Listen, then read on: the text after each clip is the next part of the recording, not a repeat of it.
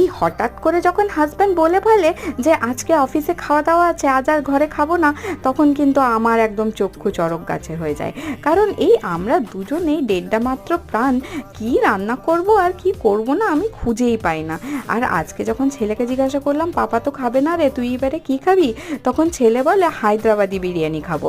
আর আগের দিনই তোমাদেরকে বলেছিলাম ছেলের স্কুলে ফাংশন ছিল, ওখানে গেছিলাম, আর ওখান থেকে ফিরে এসে হায়দ্রাবাদি বিরিয়ানির জোগাড় তো আর করা যাবে না। তো চলো, হায়দ্রাবাদি বিরিয়ানি এর আগে আমিও কোনো দিন ট্রাই করিনি, তাই ভাবলাম যে ওর দৌলতে জোম্যাটো থেকে অর্ডার করে একবার হায়দ্রাবাদি বিরিয়ানিটা খেয়েই দেখি। কিন্তু আমি তো জানতাম হায়দ্রাবাদি বিরিয়ানিতে আলু দেয় না, কিন্তু এটাতে আলুও দিয়েছিল আর ছোট ছোট দুটো চিকেনের পিস দিয়েছিল। টেস্টটা কিন্তু ভালোই ছিল।